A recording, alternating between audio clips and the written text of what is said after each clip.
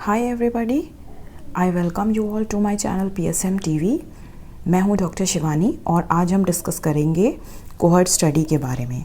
But before we start the topic, I would request all of you to like and share my video and also subscribe my channel.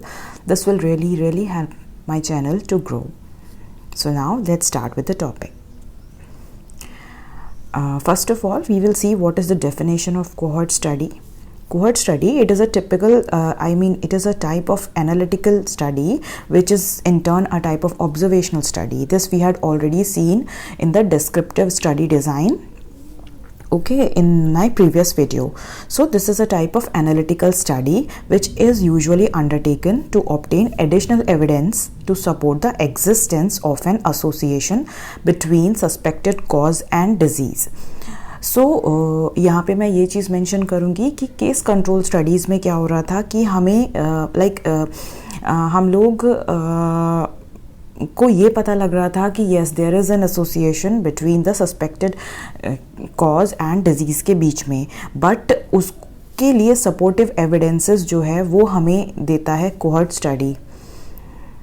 और कितना association है, क्या है, that is also given to us by the cohort study.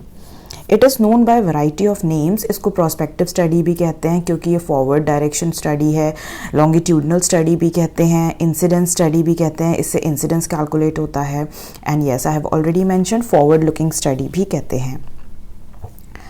Now let's understand the concept of cohort. Cohort in Latin, it means usually enclosure or company or a crowd, and in epidemiology this cohort means a group of people with something in common, which is usually the exposure. Okay, for example birth cohort, if birth cohort का मतलब है कि for example अगर हम duration specify कर दें कि childrens who are born from 1 April 2021 to 30 April 2021, तो इस ड्यूरेशन में जो भी बच्चे पैदा होंगे they will be kept in a single cohort जिसको हम बर्थ कोहर्ट बोलेंगे, और उनका कैरेक्टरिस्टिक क्या होगा कि वो इस ड्यूरेशन में they have born। और एक्सपोजर कोहर्ट और मैरिज कोहर्ट, सो इस तरीके से एक कोहर्ट को हम डिफाइन कर सकते हैं। Now features, what are the features? Cohort, it is identified usually prior to the appearance of disease under investigation, and this study group is observed over a period of time, जिससे कि what we determine the frequency of disease among that group. So we are basically moving from cause or the exposure to the effect or the disease or the outcome. Okay, so ये cohort हम पहले से identify करके रखते हैं और उस cohort को हम रेगुलर फॉलोअप करते हैं over a period of time, और फिर उसमें जब जो भी डिजीज़ डेवलप होती है we see the frequency of that disease and we try to relate it with the exposure which has already occurred in the past. So cause से हम यानी एक्सपोजर से हम डिजीज़ की तरफ बढ़ रहे हैं, therefore it is called as prospective study और forward looking study. Now it is what are the indications? इस स्टडी को हम कब करते हैं?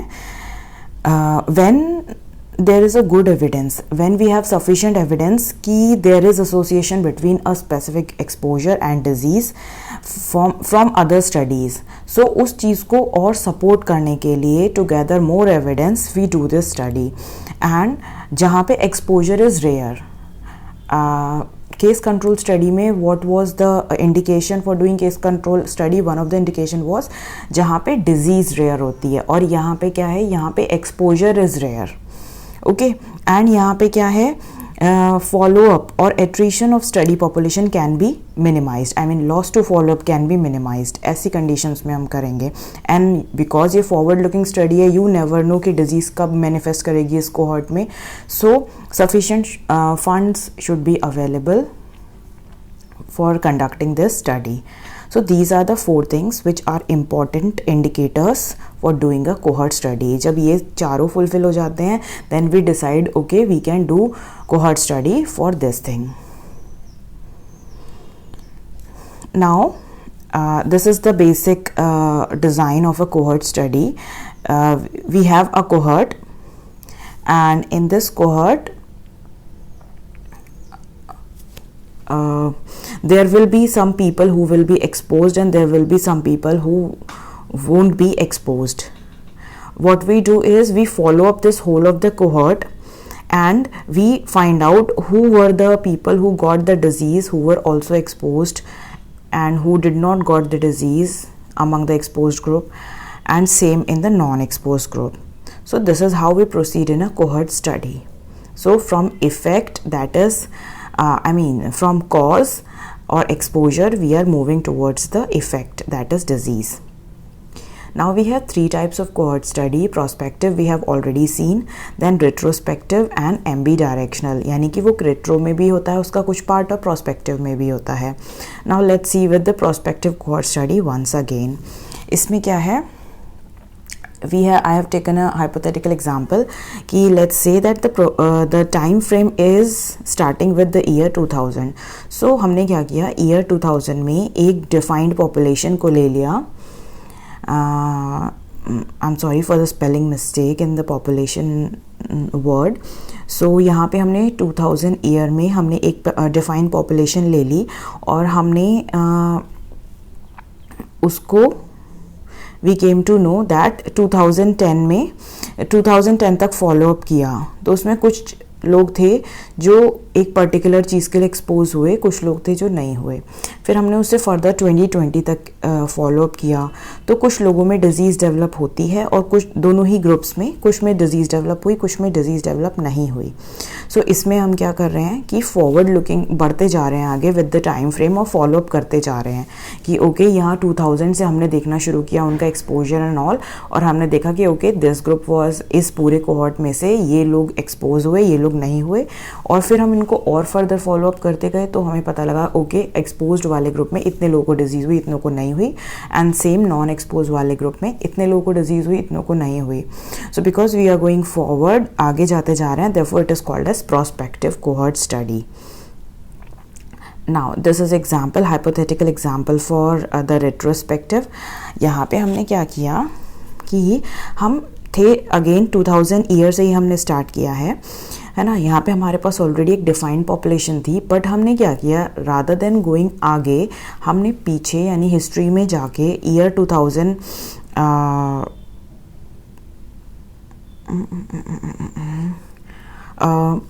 हमने क्या किया कि ये जो स्टडी थी ये 2000 में हुई, ठीक है. हमने इसको डिफाइंड पॉपुलेशन थी, उसमें 2010 ड्यूरेशन तक जो है एक्सपोजर हमने देखा, और उसके बाद हमने 2020 तक जाके हमने देखा कि किसके अंदर डिजीज़ डेवलप हुई, किसके अंदर नहीं हुई. लेकिन अब हम क्या कर रहे हैं, हमने 2020, ये स्टडी का तो वो था 2000 था, यानी कि हमने 2020 से स्टडी स्टार्ट की और इसमें हमने ऑलरेडी डिजीज़ एंड जो कोहर्ट लिया उसमें डिजीज़ नॉन डिजीज़्ड इंडिविजुअल्स थे.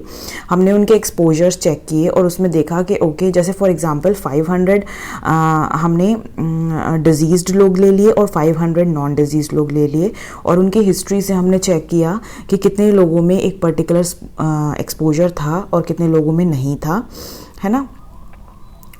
और एक स्पेसिफिक कोहर्ट के लिए हमने ये काम किया. ओके जैसे कि ये हो सकता है कि people who are born in the year 1990, है ना. हमने 2020 में क्या किया, जिनकी भी डेट ऑफ बर्थ 1990 थी उनमें से कितने लोगों को लंग कैंसर था और कितने लोगों को नहीं था. 500 का 2 ग्रुप्स ले लिए, फिर हमने उनका एक्सपोजर चेक किया, है ना. और इससे क्या हुआ कि कोहर्ट तो कॉमन था, 1990 बर्थ कोहर्ट था, लेकिन हमने उसको हिस्ट्री में जाके उसकी सारे एक्सपोजर एंड ऑल चेक किए. So this is what is retrospective cohort study. Now what is ambidirectional. Ambidirectional का मतलब होता है कि ये जो स्टडी है आपकी, ये बोथ उसके अंदर प्रोस्पेक्टिव कंपोनेंट भी है और रेट्रोस्पेक्टिव कंपोनेंट भी है. रेट्रोस्पेक्टिव कंपोनेंट भी है. A cohort is defined from the past records and assessed of date for the outcome. ठीक है, तो हमने पहले से एक कोहॉर्ट को आइडेंटिफाई कर दिया, कैसे, पास्ट रिकॉर्ड्स की हेल्प से, और एक डेट ऑफ आउटकम के लिए हमने उसे असेस किया.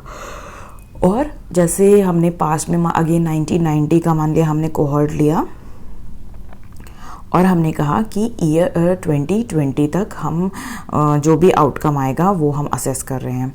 देन अब व्हाट वी डिड, उतना करने के बाद हमने 2020 के बाद 10 ईयर और एक्सटेंड कर दिया।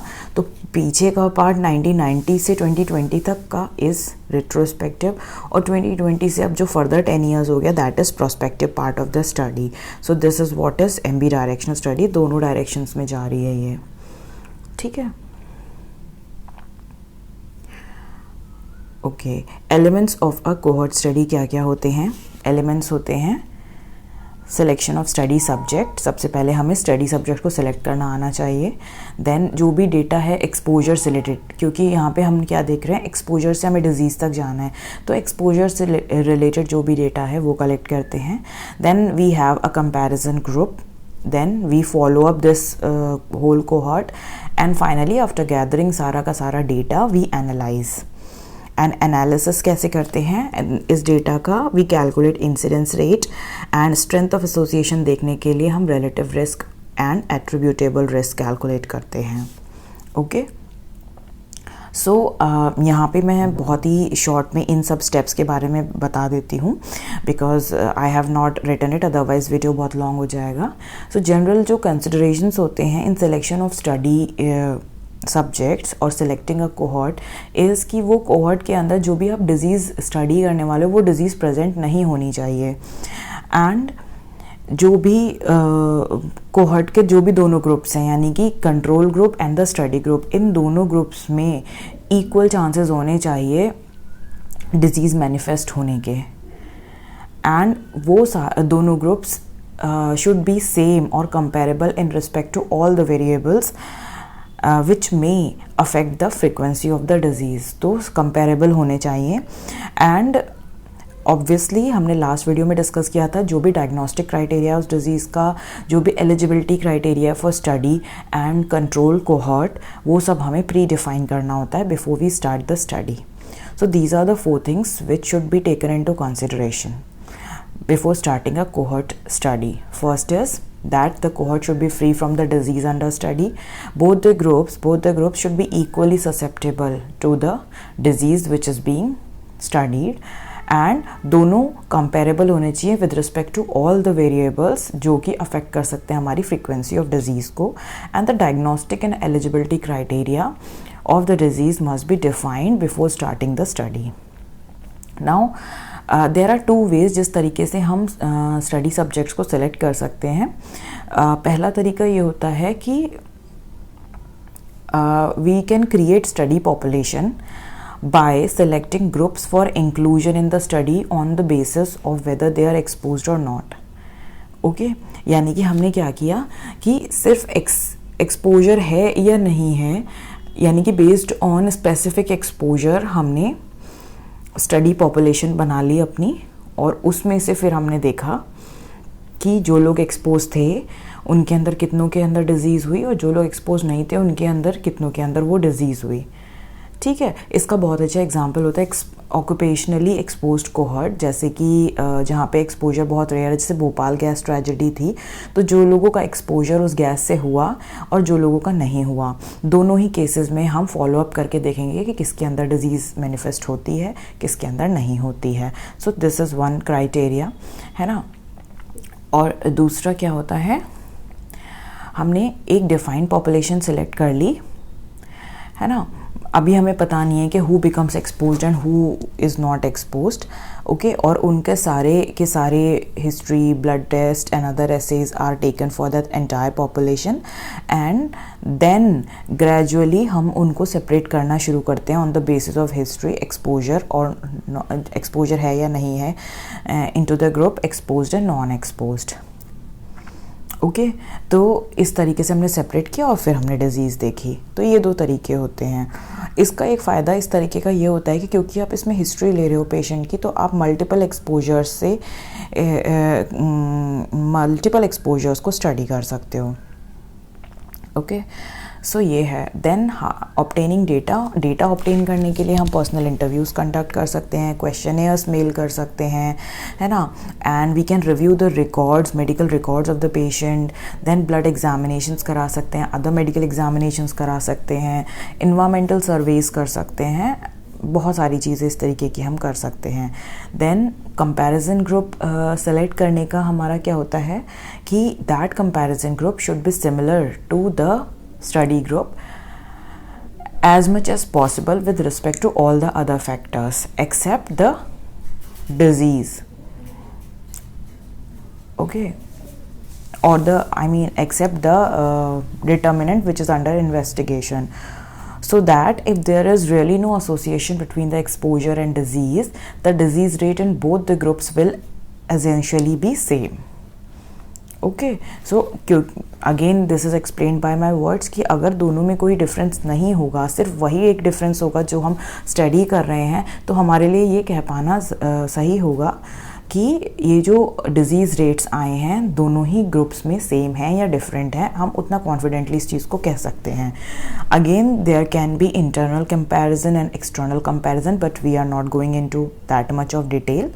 Coming to the follow up part, follow up में हम अपने सारे स्टडी सब्जेक्ट्स को ट्रेस करते हैं from point of exposure to the future to see if they develop disease और not. Okay, and yes, this is what we do in follow up, है ना. और वहाँ पे हम करेंगे क्या, अगर हम इस जो हमारी स्टडी है that requires frequent medical examinations, तो हम अपने फॉलोअप पे वो मेडिकल एग्जामिनेशन करते हैं. या फिर कोई क्वेश्चनेयर को हमें दोबारा से भेज के रिव्यू करवाना है, तो again we will send that questionnaire कि अब प्रेजेंटली क्या स्टेटस है and all those things. We can take help of mails, telephone calls, and we can even visit to the house of the study subject.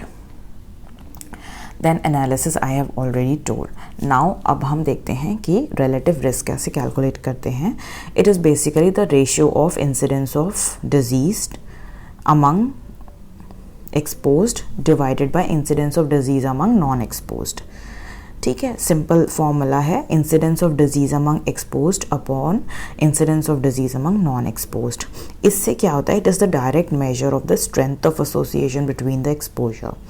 Okay, अगर ये value हमारी 1 आती है then no association. जैसे हम odds ratio को interpret करते थे सेम वही है. मोर देन 1 आती है इसका मतलब पॉजिटिव एसोसिएशन है ना. इसका मतलब है कि जो रिस्क है वो उतने टाइम्स हायर है as compare to in the exposed group as compare to the non exposed group. और अगर लेस आती है that means it is protective. Okay, then comes the attributable risk.